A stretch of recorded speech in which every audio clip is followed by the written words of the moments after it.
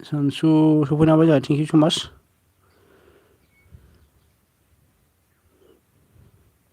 SP block thank you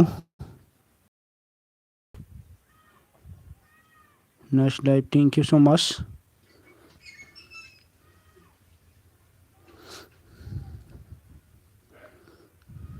like Don thank you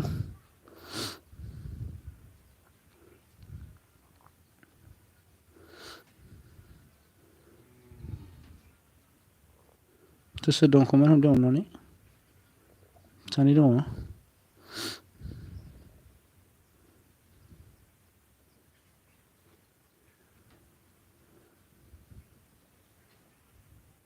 आं गोरिब सफैनो हाबोदों हेल' आदै दिनैसो माथो रानो उफाय गैया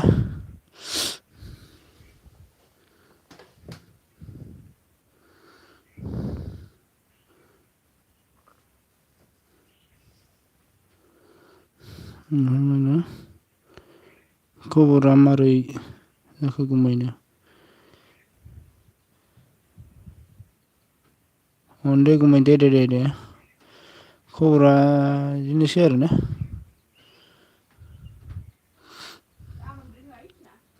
लाइक डन दे आदै अके थेंक इउ स माच आं गोरिब दै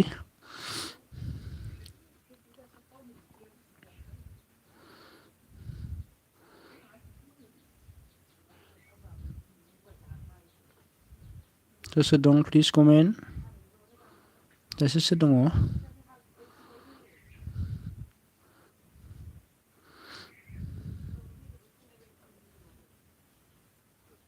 फैबाय नामा आबौआ गुमै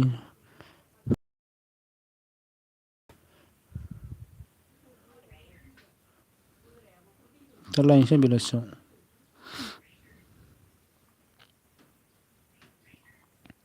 मा होनदों मा होननायनि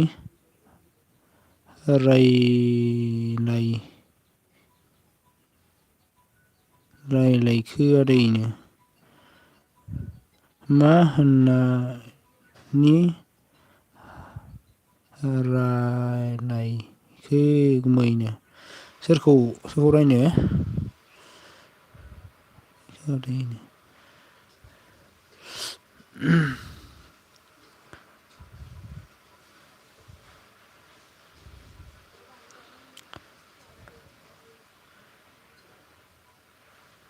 प्लिज कमेन्ट प्लिज और गाइस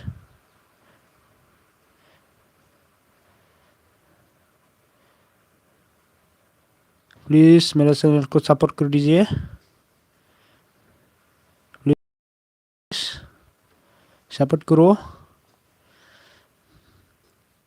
अंदर आ जाओ प्लीज कौन है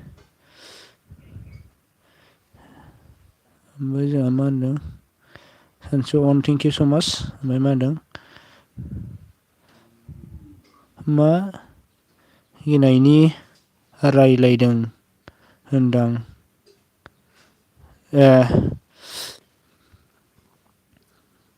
फ्रि नङा आरोना ओंखायनो एसे माबा खालामदां प्लीज सपोर्ट करो मेरा चैनल को सपोर्ट प्लीज अंदर आ जाओ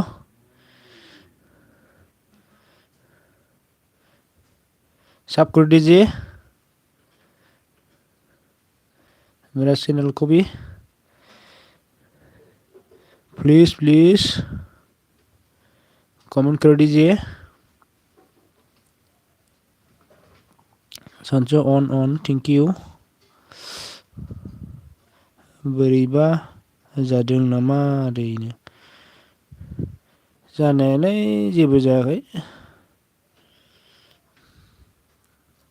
जेबो जाथ'वाखै ओमफ्राय मा होनदों मादैया फैयाखै नामाथो आदैनो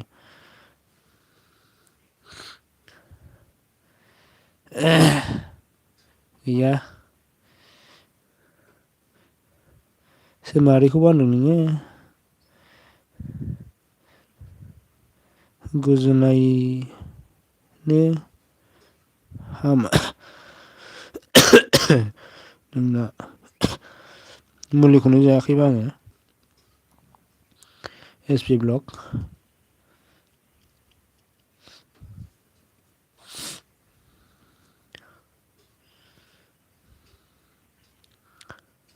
प्लीज सपोर्ट कर दीजिए मेरे चैनल को सपोर्ट कर दीजिए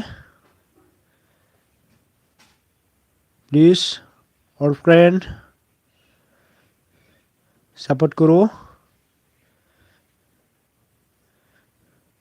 कमेंट कर दीजिए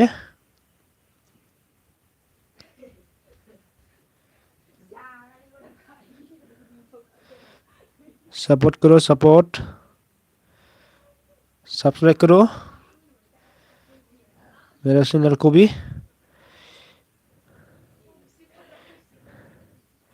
मा होनदों दं आं फसायनाय ना मादै नो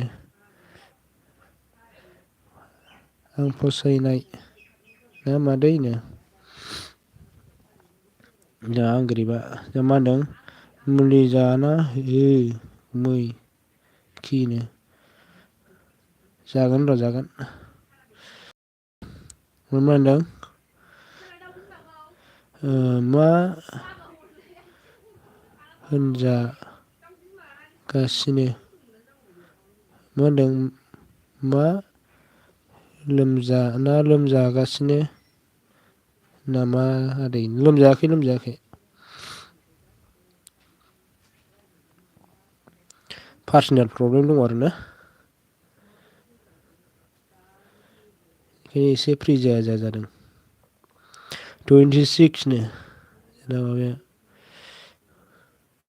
फैदोंमोनलै साबबा गालांनाथाय प्लिज सपोर्ट करो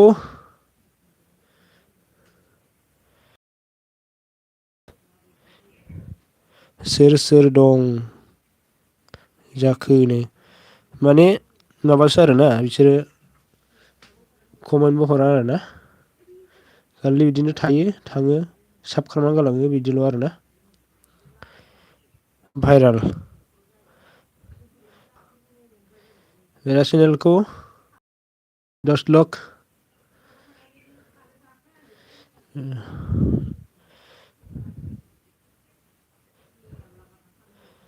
हेलो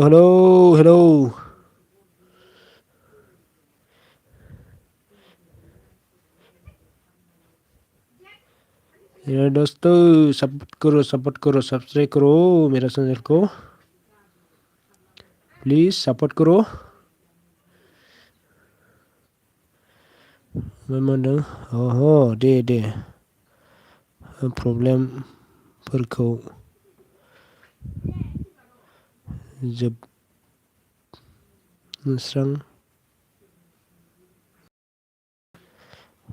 नाजानि र' प्लिज ब्लू सोरलाय इयो कौन है आप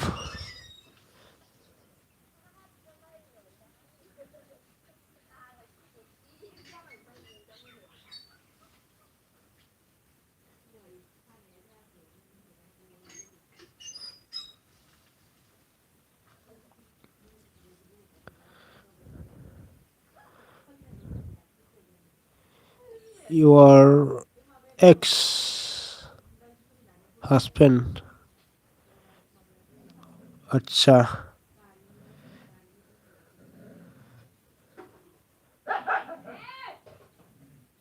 ओके ब्लू होबाय आङो your ex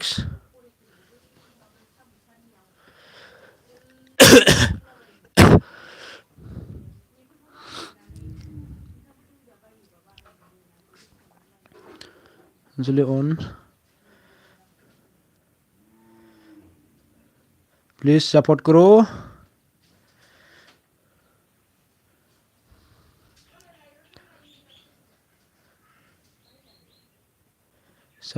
दोस्तों मेरा चैनल को सपोर्ट करो सब्सक्राइब करो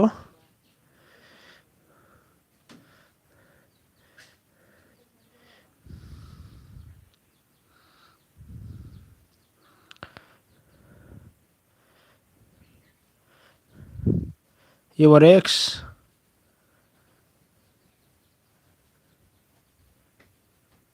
कमेन्ट खालाम दे।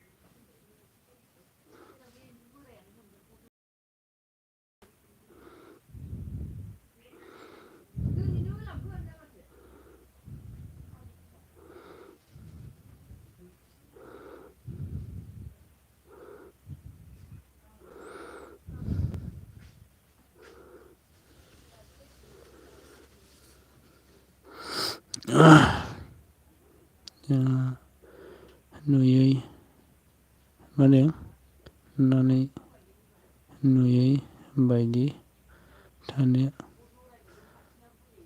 सानदोंमोन नाथाय गोसोआ मानिया। जोंहा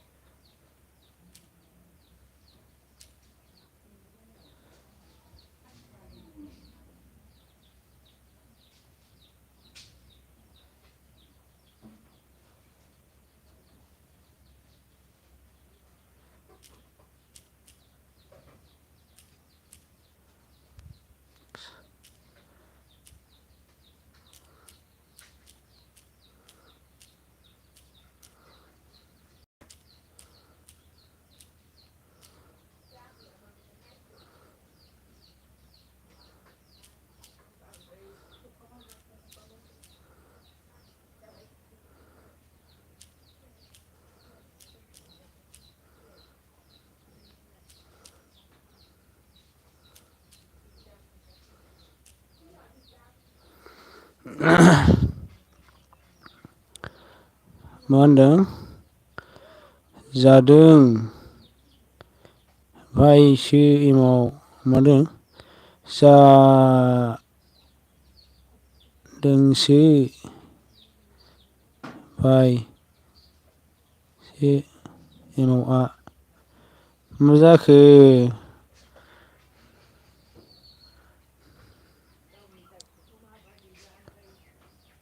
लाइक डाउन एमाव थेंक इउ सो माच अफानि मेडाम।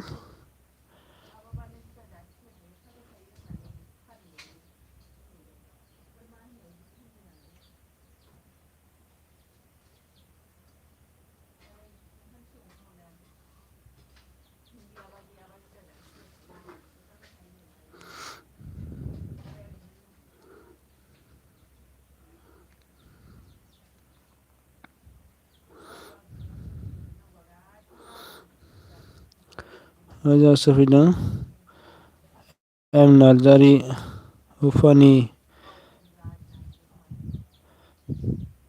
एम नार्जारि सफैना रोङा थेंक इउ स' माच।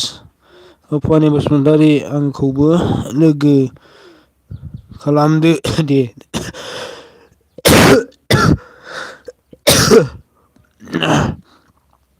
हेलौ आदा खबर सबर बोरै? एम नार्जारि जोंहा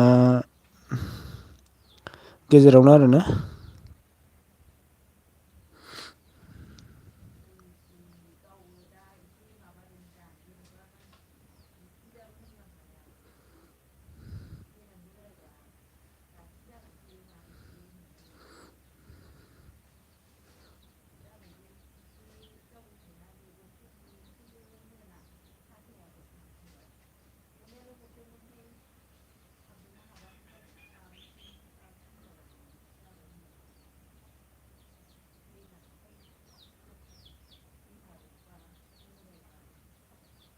आंनि गोसोआव बेसे दुखु दं सोरबा हमनो हादों नामा? गावनि आंगोआबो हमनो हाया। प्लिज सानसु SP ब्लग दुखु दाजासै आरोना जाबाय जानानै थांबाय। गोसोखौ हमथाना थादो। ओमफ्राय जोंहा एवारेक साबसिना मा होनदों खामग्लिनानै गोसोआ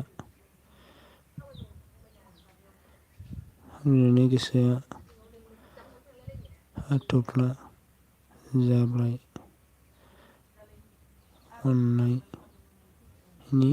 अननायनि बिस दिनै आंखौ सहायनो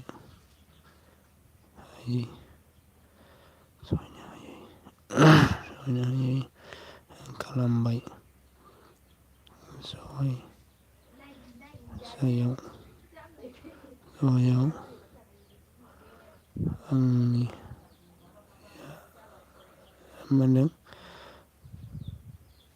सहायाव आंनि सायाव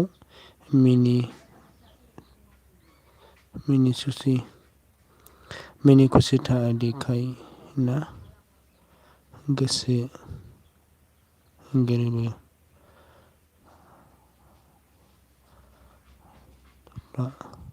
जोब्बाय। ओमफ्राय जोंहा सानसुमा मा होनदों थासिगोन आंनि जिउ जारिमिन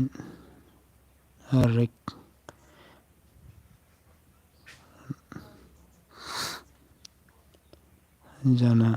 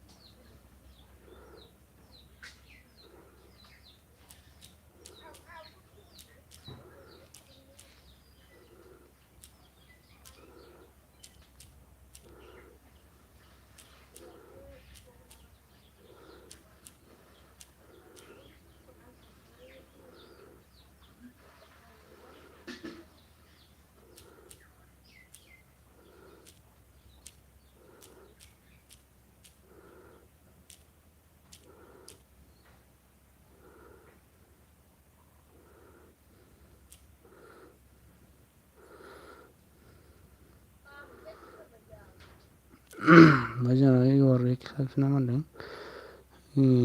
मा होनदों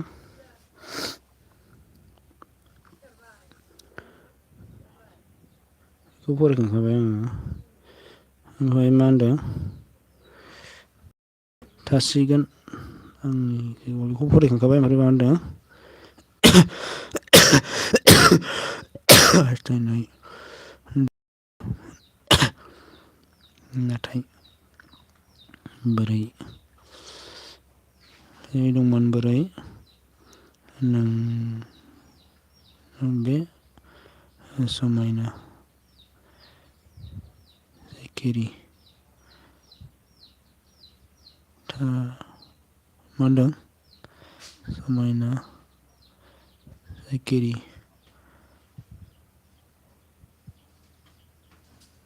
थाथोंसै सिखिरि थाथोंसै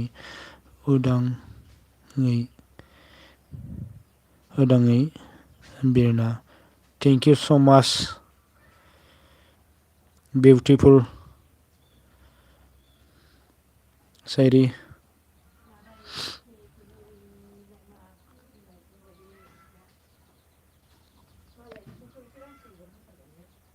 साइलेन्ट दोनबाय आं आदसा दे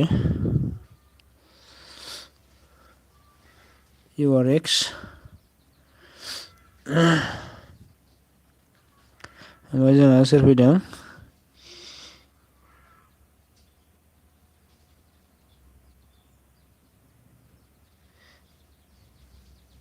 इकतार hi hello good afternoon thank you so much मेरा लाइव स्ट्रीम में आने के लिए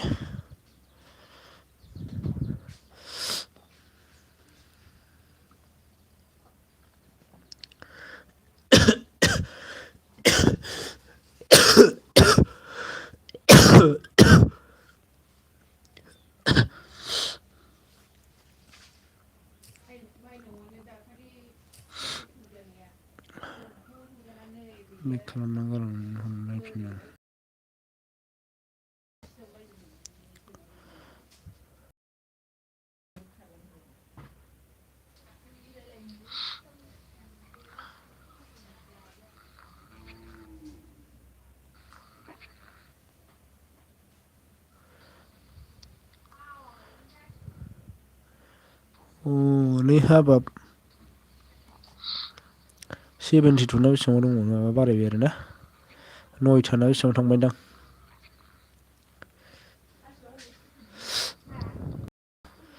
comment guys नै हाबाब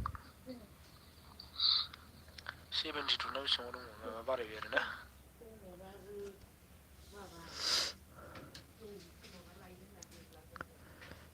comment please comment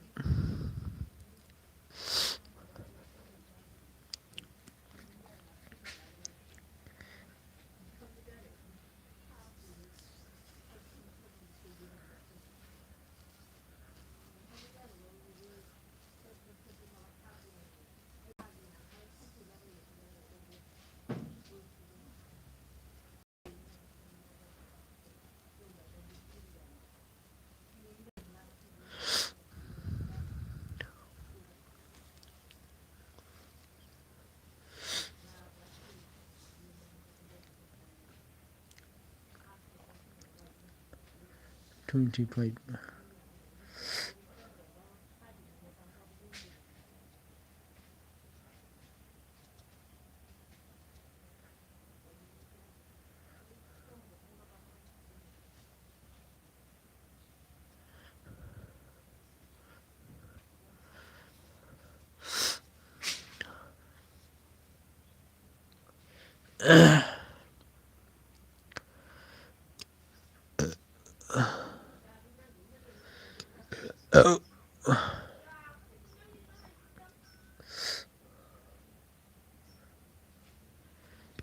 औ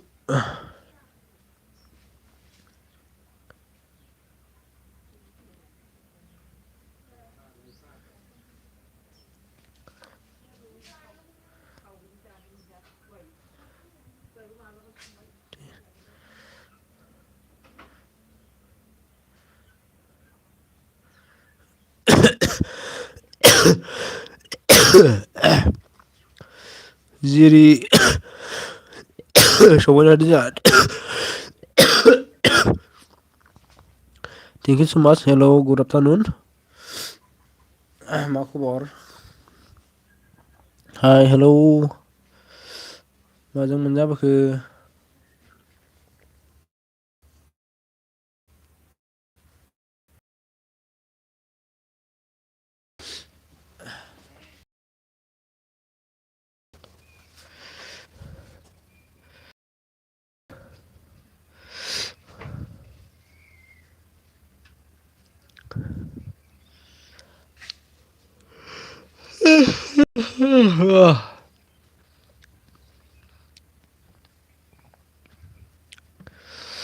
माजों मोनजाबोखो माजों मोनजाबोखो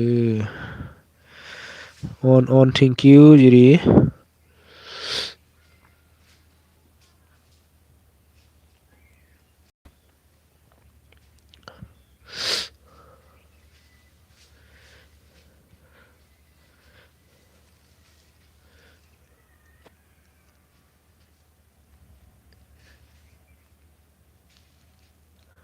(27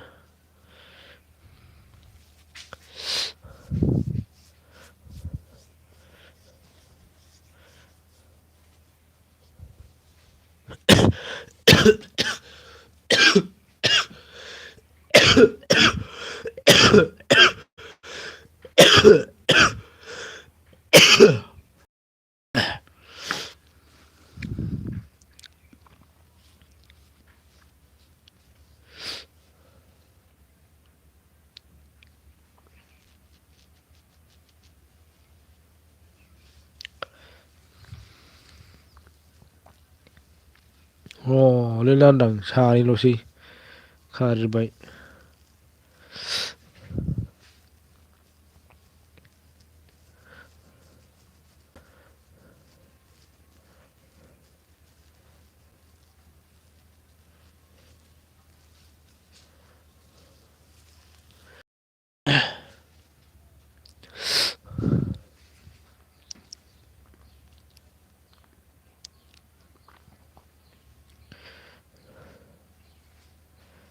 हेलौ कमेन्ट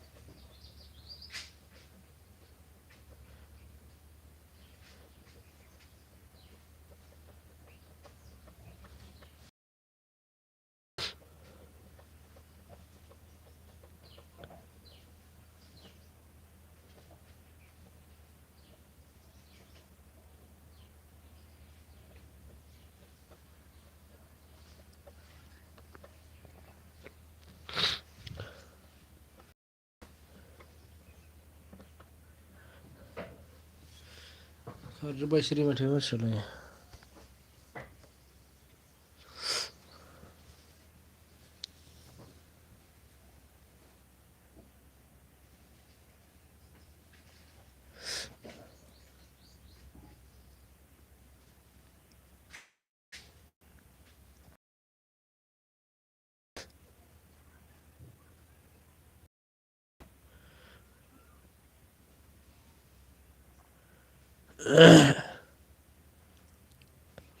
अन थेंक इउ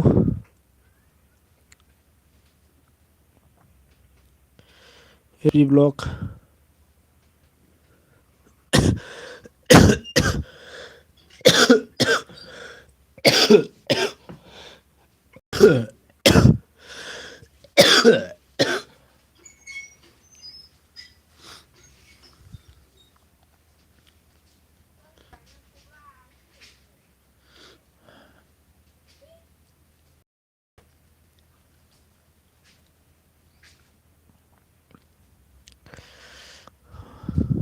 जेरिना अन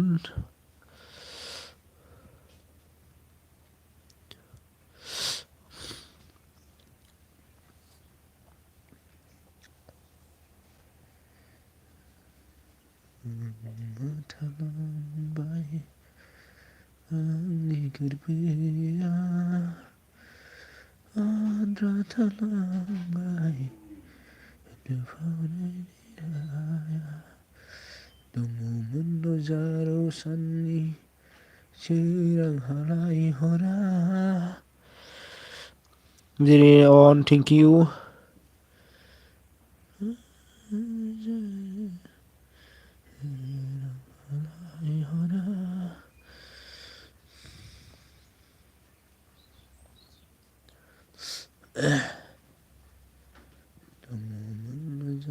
Sunny.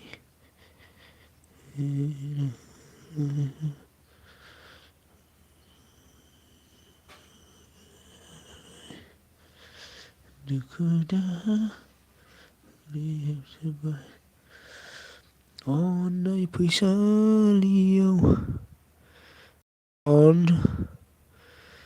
Engkau zebra gesekang Obaila migona Menegoye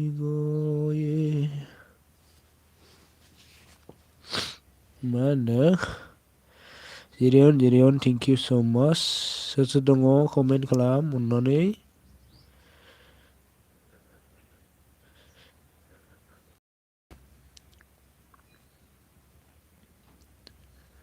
Zarusan cerang halayona.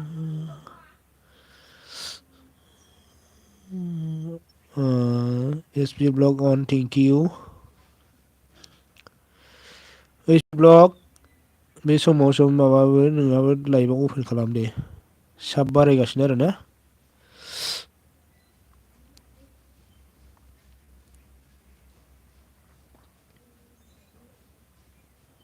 आंबा दाख्लै मिन्थियामोन आरो थालाङो ना मायो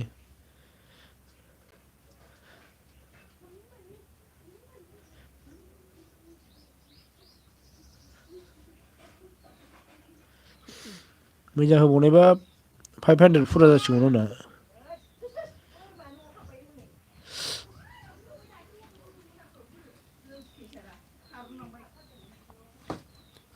on thank you on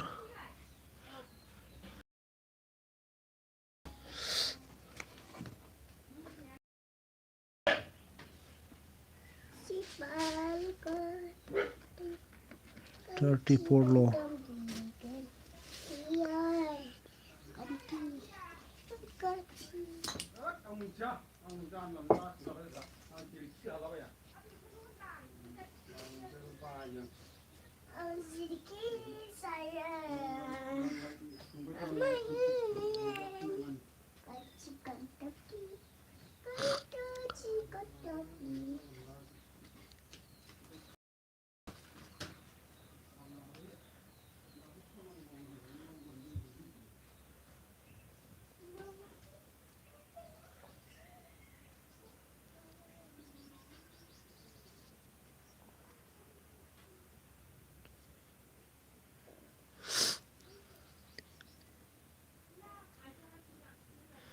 jadi on Sancho on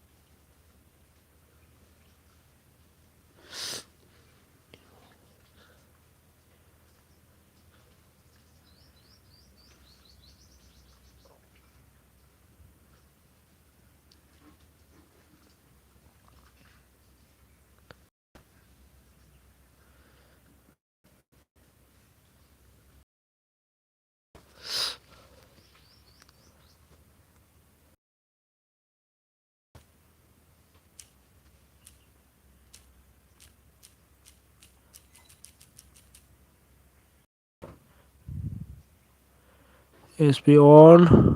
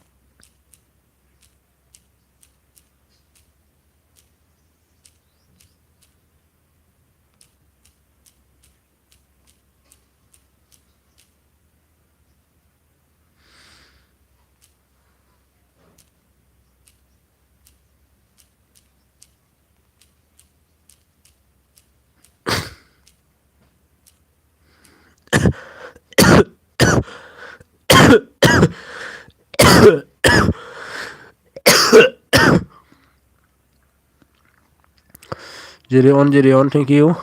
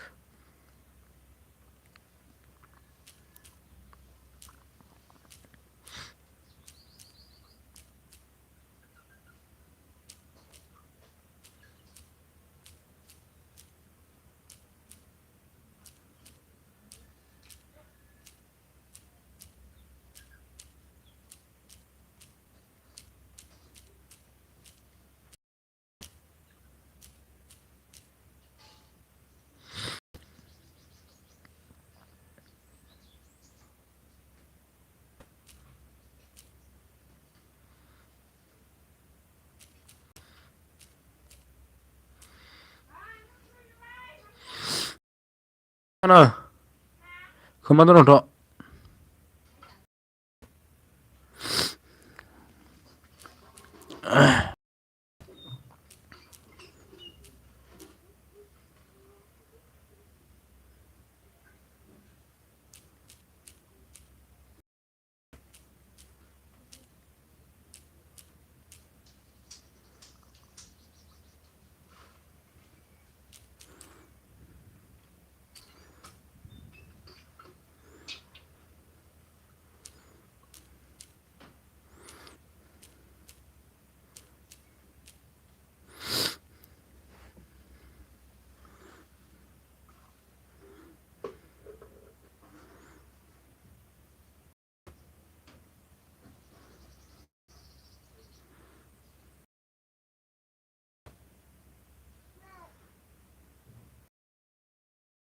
Hello.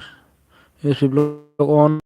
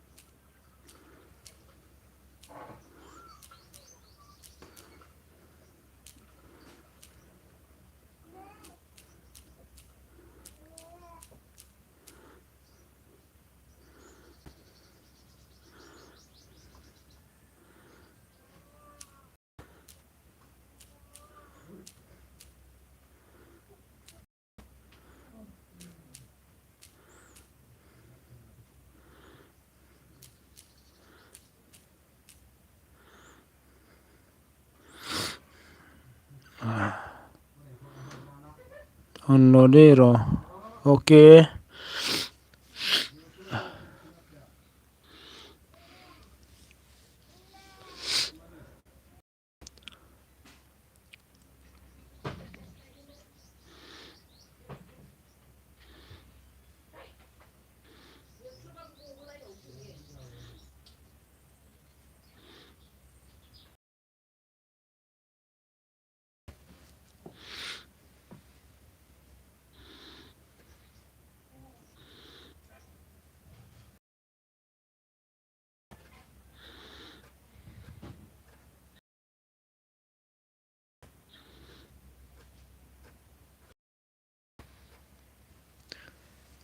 Oh.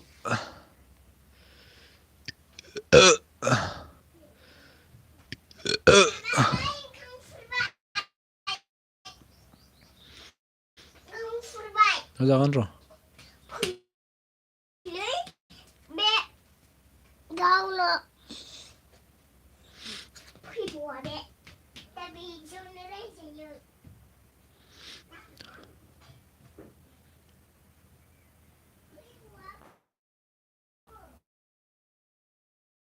Baca, thank you.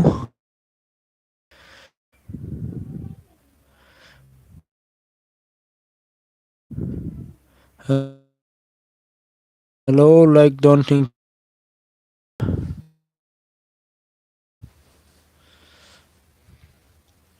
आंहा एसे लेट जाबाय दे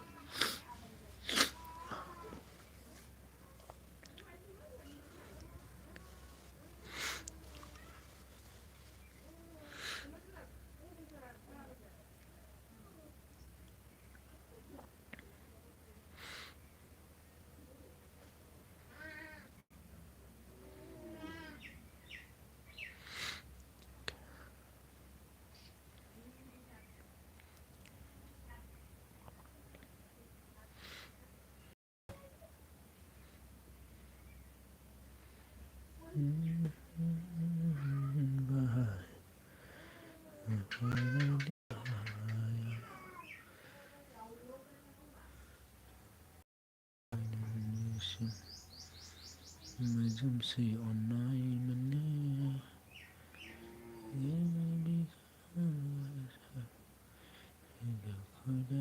साग्लोबजोबबाय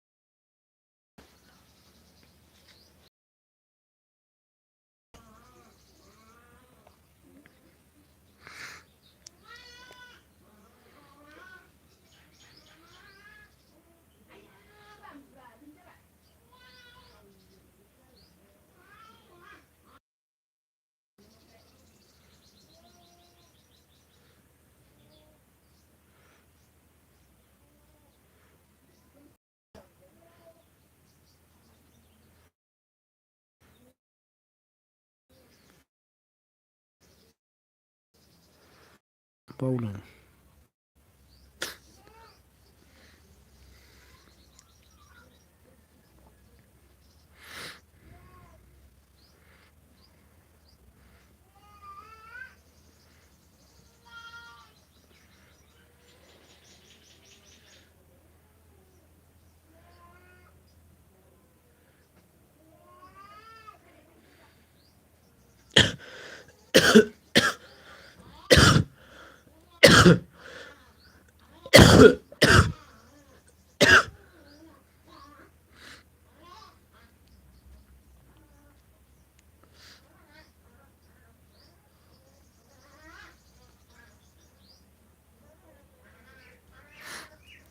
सानसुन सोर फन हरदों गुमैनो नोंबावसोमोन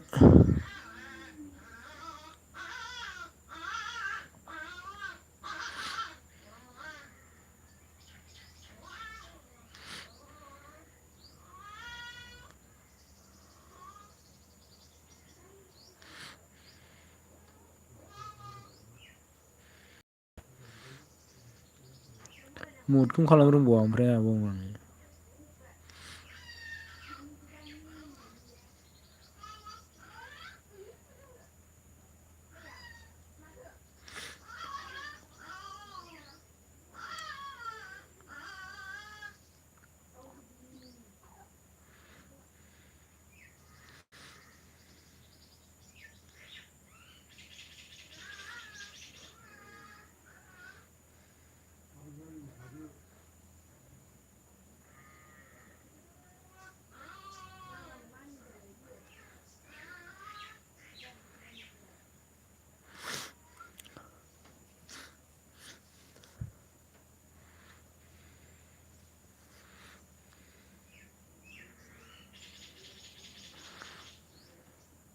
खोनायाखै गुमै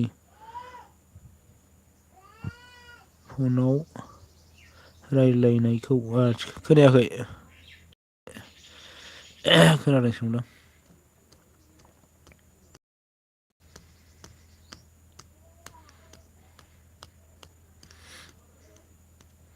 गावना सिम बख'ना लादोंनो सिमखौनो थरल' बख'बाय फंबायनाव सोनो नागिरनाया दाना सोबाबो जाफिनजायाखिसै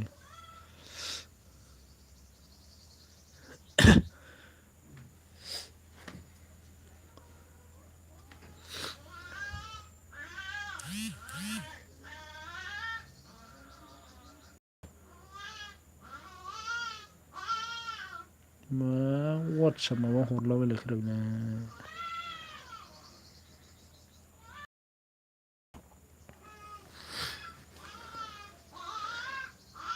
इउर एक्स हासबेन्डआ मा होनदों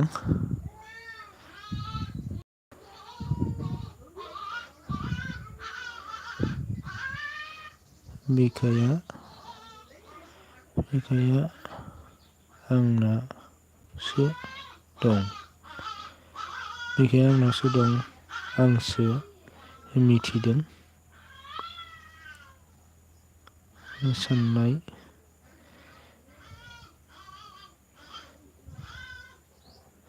साननाय आलौनायखौ गुबुना बोरै बुजिनो ओमफ्राय गुमै बे इउर एक्स हासबेन्डआ सोरनि आइडि गुमै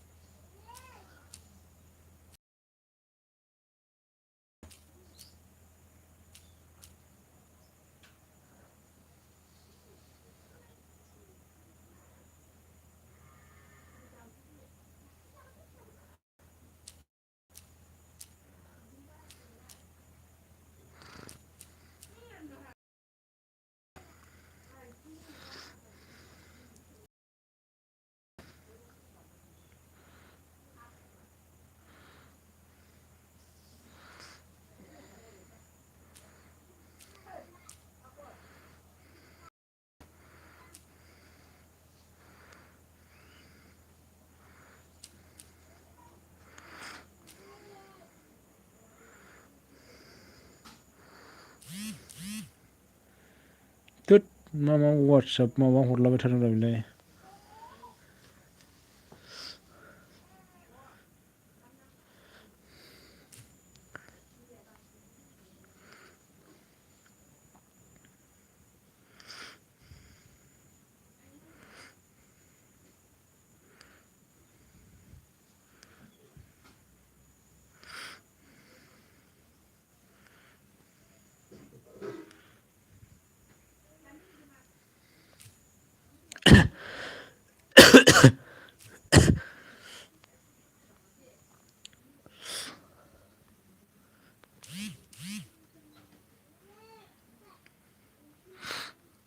जोंहा माबा फैबाय दै MMB बोरै दङ एमावग्र'नो खबरा एसे मोजाङानो दा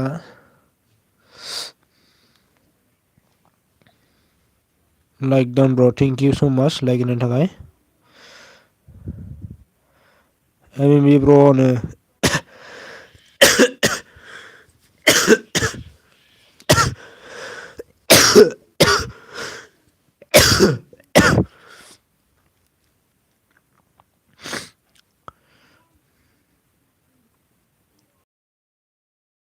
खिथा होनो दा खिथाला आङो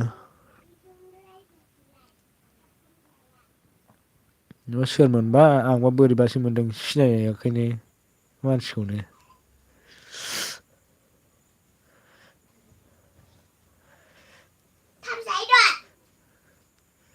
र'लै र' दा बिदियावनो रायजायोलाय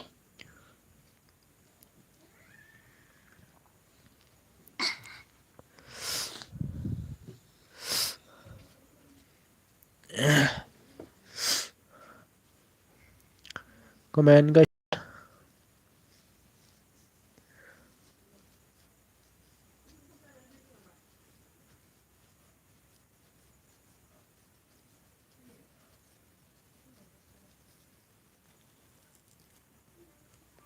गल गल जाखोना माखो राननालाय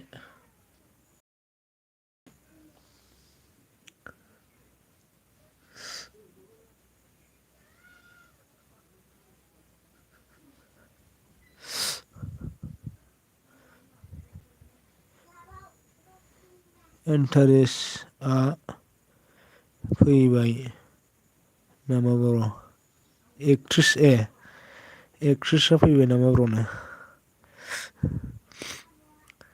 फैयाखै दा लायनांगौसो ओरै फैबाय नै खर'सो थाहैदोंमोन नालाय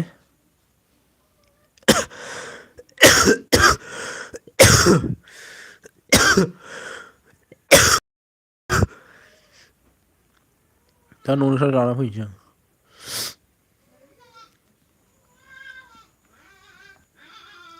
दा 2:30 लाना थांसै आं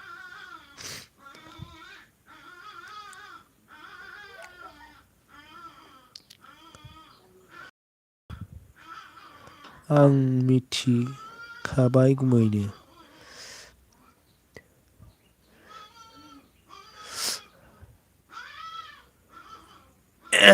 बेयाबो मिथिबाय आरोना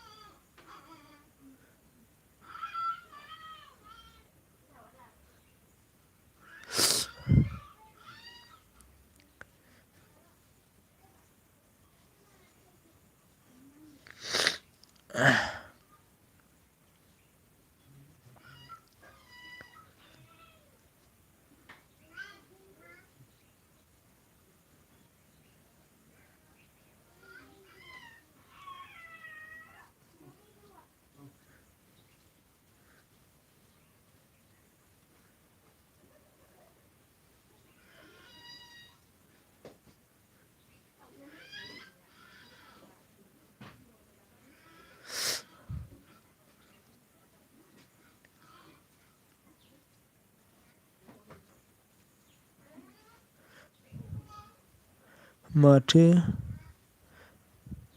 गुजुदों बैमाव ब्र' थुलुंसि सिराप लोंना लादो नङाबा बारा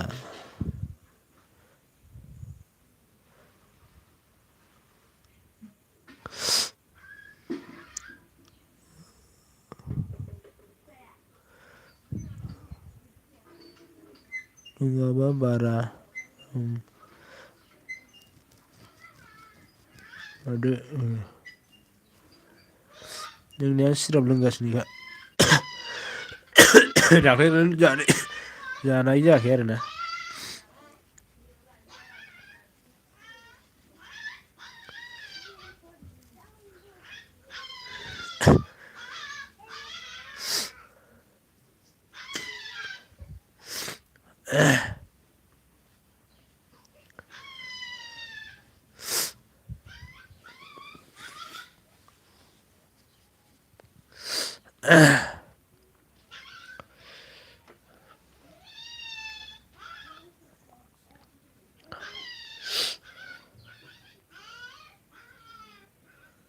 One hours सानैल'सो सोर सोर दं 10 मिनिटसो थाबावनोसै आं दे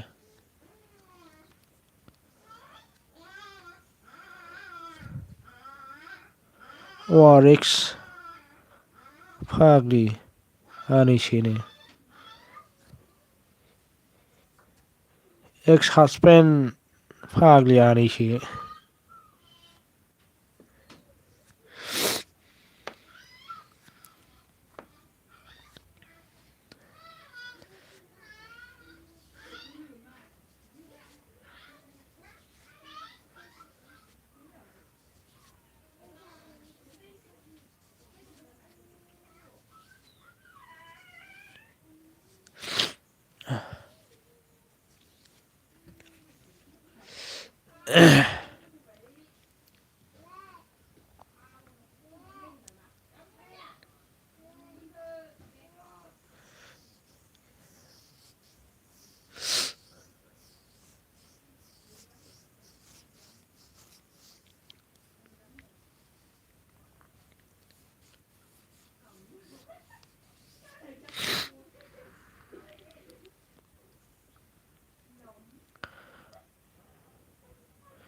SB blog on thank you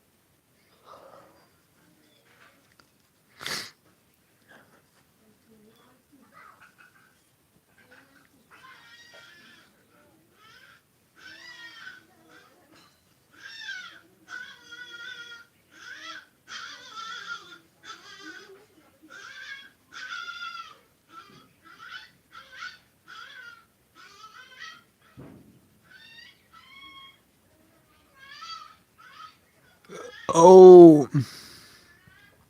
जेथिर सफैनो हादों लाइक होबाय एमाव जिनो थेंक इउ आंनि लाइफआव सफैनानै जोबोद जोबोद सहाय जाबाय मा गाबखो एमाव जिनो गाबाखै आं गाबनाय बायदि खोनादों नामा गाबाखै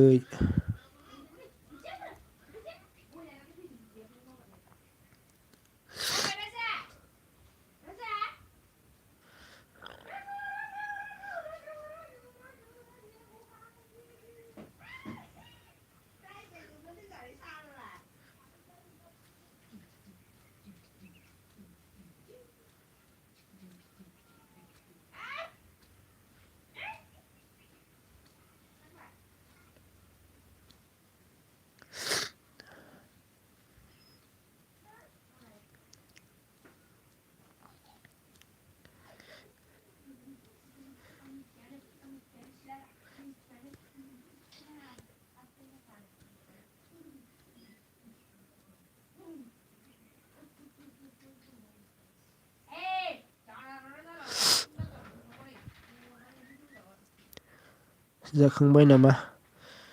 आं जायाखै।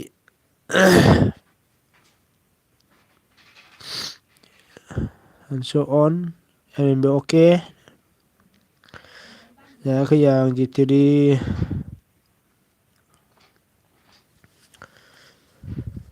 and be okay.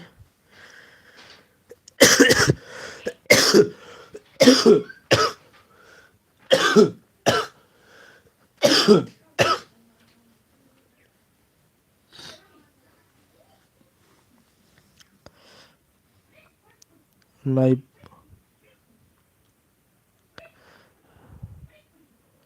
I love you. Your ex. Ex-husband. थाखोना माखोथाय माथो गमोनखौ हरला एक्स हासबेन्ड नालाय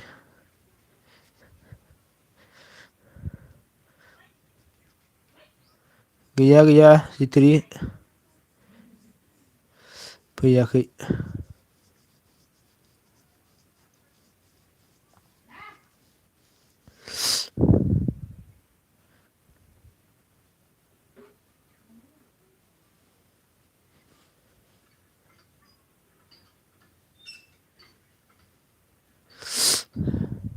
नोंलाय जाखांबायना जायाखै जितिरि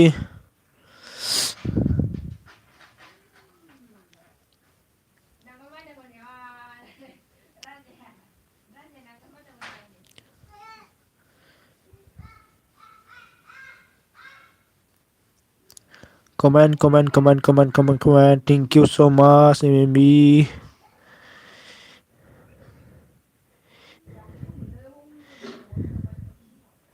Rode. Toy. Okay, जितिरि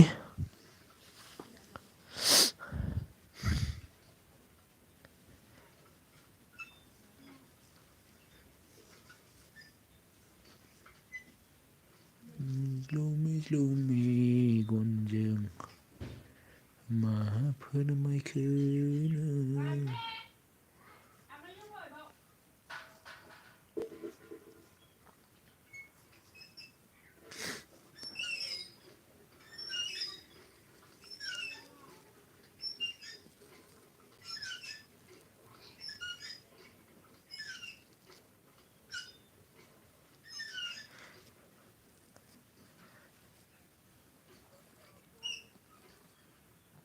जाथ'वाखै खिनो आं र' दे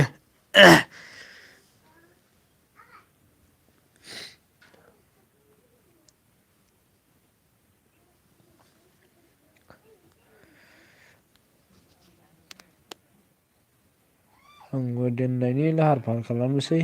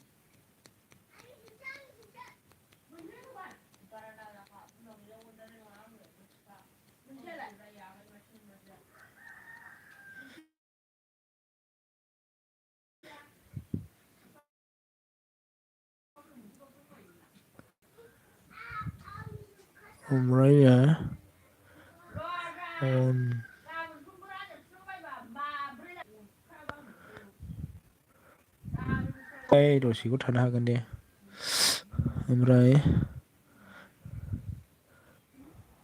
वाट नो जितिरिया ओमफ्राय मा होनदों आं गारियावसो गुमै आदसा ओमफ्राय मा होनदों साब लोगो जानि दे अके नो जिथुरिया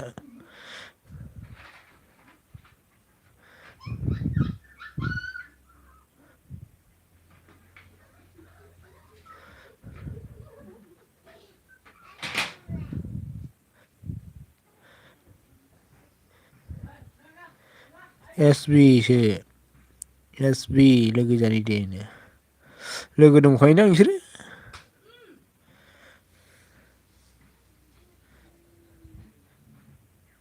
ना लोगो गैया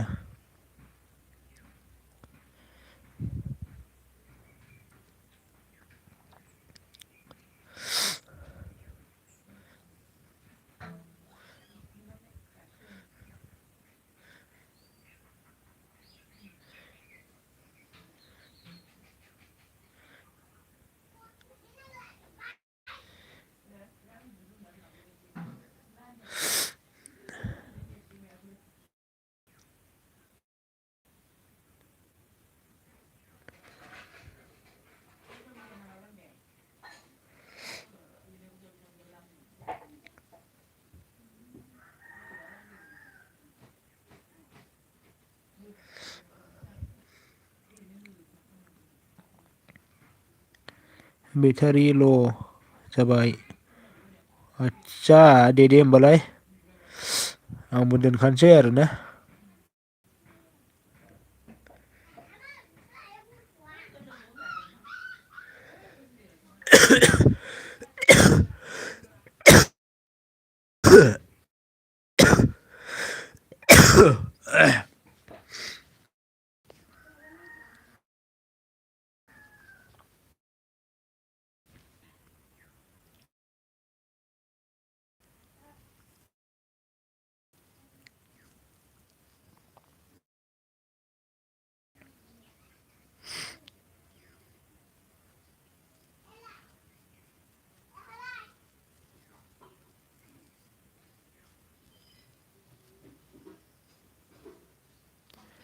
खालामबाय आं SB नो लोगो गैमारासोमोन होनबा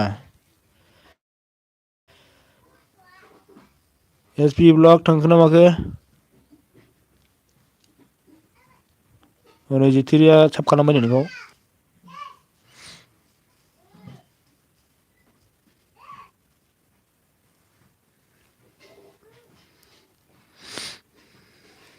गोमै गोसो खांनाय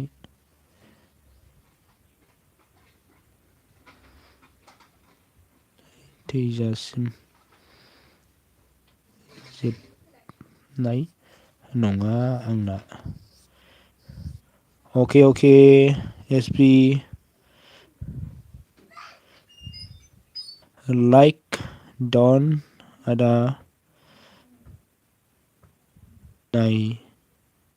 नाय दा नो अके जागोन दे लोगो गोदान नामा नोङो मा होनदों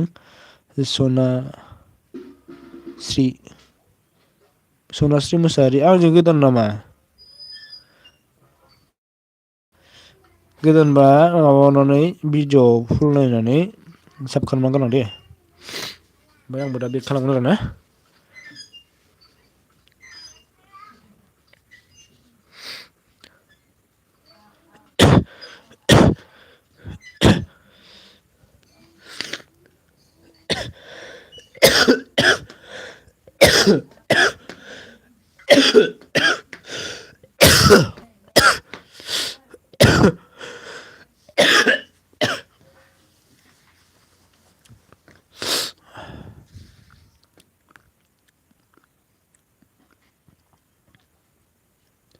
आंनिखौ नायना होदो दा अके नायना होगोन दे आंजों र' आं नायना होनि साब दंना गैया अह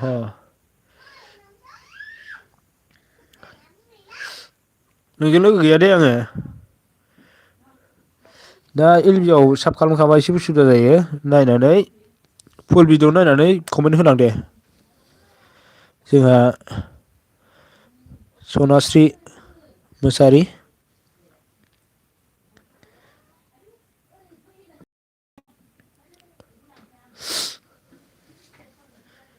आंजों लोगो गैखाया आरोना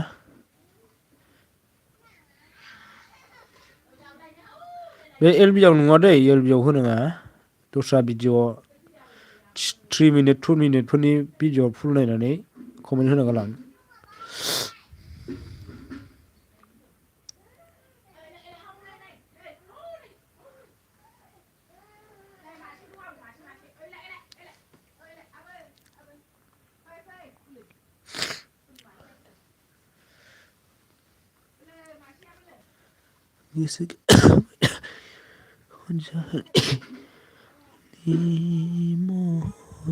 फुरनायना खालामबाय आदा दहायनो आं नोंनिखौ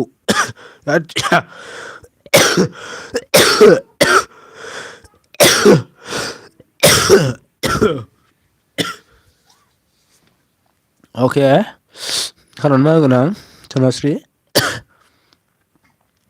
दा एलबि जों थांबा खालामना होगोन दे आङो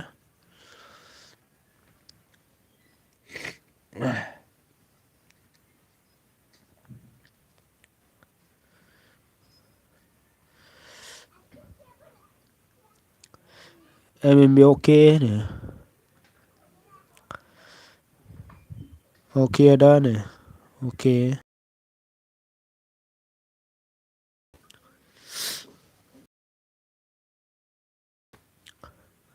दा बेयाव थानायाव सोरजोंबाफोर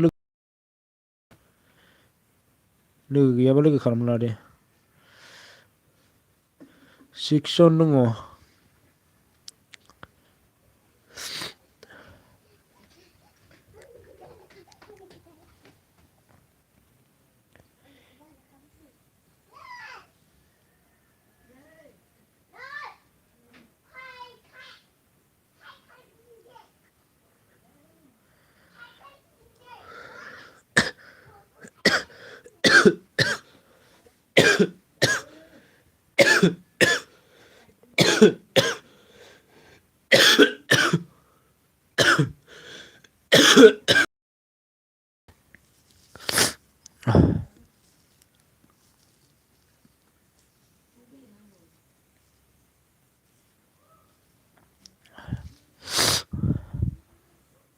ब्लु हो आदा अके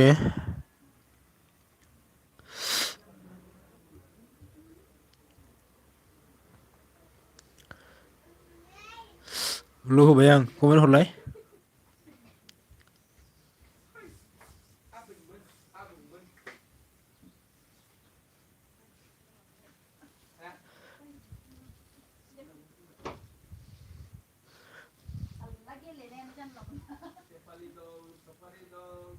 गुजुनाय जादों नामा दा औलै गुजुनाय जादों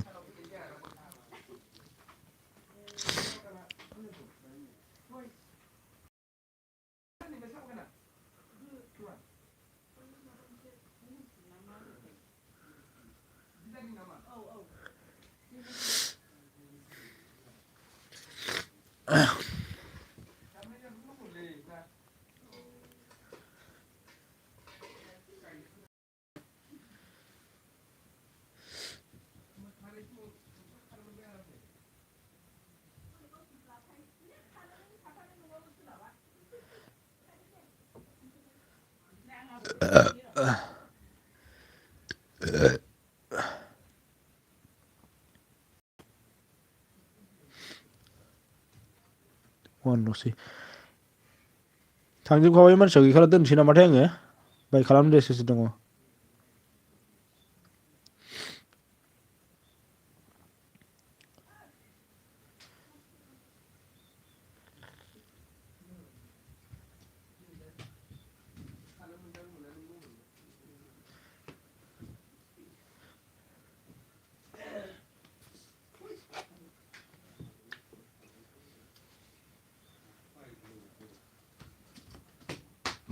बाय गुमै सना जिउ अके अके बाय